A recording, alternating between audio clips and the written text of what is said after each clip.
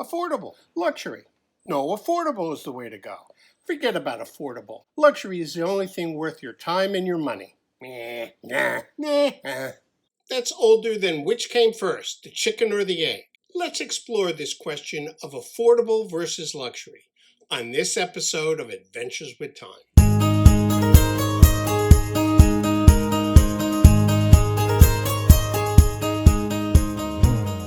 Yesterday I was watching a few videos from YouTube creators that I follow.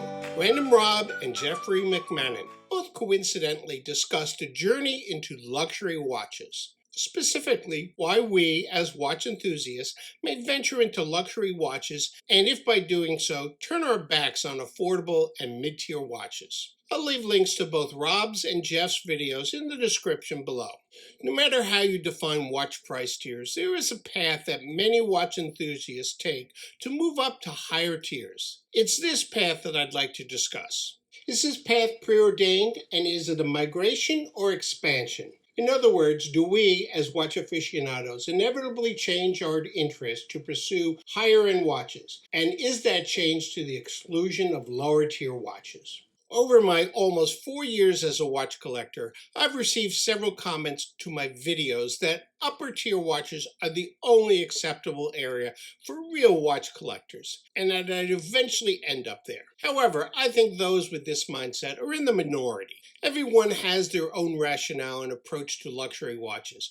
I personally believe that there is room for all levels of watches in my collection. Just as Jeff McMahon and Random Rob expressed in their videos, I agree that collectors will eventually want to venture into higher-end watches as they acquire the financial means and comfort level. However, I do not believe they are abandoning their appreciation for affordable or mid-tier watches. I should probably inject here an explanation of the term luxury watch. Are watch tiers defined by price of a watch or the level of quality engineering or some other horological measure? There are differing scales used across the hobby. I'll leave a link at the end to the video where I explain my definitions. No matter, there is a general assumption that the more expensive a watch, the better the watch. Of course, this is not always true, especially for fashion watches, where the price does not necessarily reflect the quality or detail of engineering that goes into the timepiece. For this discussion, we'll simply assume that the higher tiers of watches are both more expensive and are horologically superior. If you followed my adventures and activities with watches, you know that over a year ago, I expanded my interest into luxury watches. My first venture into this tier was to purchase the Tudor Black Bay 58, and I haven't regretted that purchase one bit. Lately, I've been considering another luxury watch. I'm currently focused on the Omega Aquaterra. Does this mean I'm abandoning interest in mid-tier or even affordable watches? Not at all. You've seen that many of my recent videos have been about micro-brand watches under about $800, and many well under that level. Admittedly, this has been driven chiefly by my access to specific watches. As an aside, I've noticed that these videos have lower viewership than my videos on major brands with higher prices, and my videos like this one on watch collecting strategy are of more interest to my audience. I'm not sure if I can claim from this analysis that there are less interest in affordable and or micro-brand watches than those from a higher tier. Let's hear from you, especially those of you who have subscribed to my channel. Add your thoughts to the comments below. Even so, I am one who appreciates watches from many tiers. I believe virtually all watches have their appeal and reasons to be worn. As both Jeff and Rob point out, we are individuals and have our own likes that drive our collecting course. And that is okay. I'd have it no other way. You may be someone who likes to experience many different styles of watches, and the affordable tier is how you accomplish this. Or you may want to have the highest level of horology possible, driving you to watches of haute horology. So what's my point here?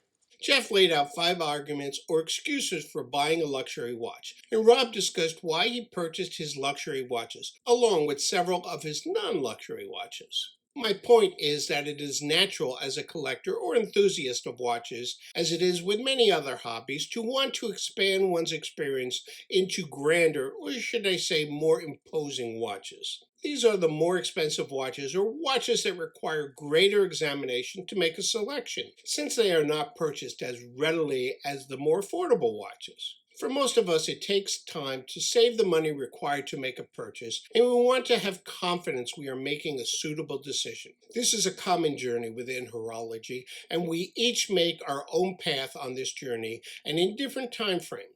No one way is correct. Once we've successfully entered into these higher watch tiers, some may never want to return to the lower levels. However, I would argue that there is a valid reason to continue your activities across the entire spectrum of watches. I, for example, like to experience many different types of watches, and I can't afford to maintain this level of activity solely in the luxury tier. Plus, I tend to treat my luxury watches with a bit more care than my affordable watches. I know I'm a watch babyer, at least with my higher end watches. Maybe I need to attend a meeting of Watch Babyers Anonymous. There are a multitude of reasons why watch enthusiasts are attracted to watches across the entire spectrum of tiers. What's yours? Let us know. Here's that video where I define my views on watch tiers. And here is one on my Tudor Black Bay 58.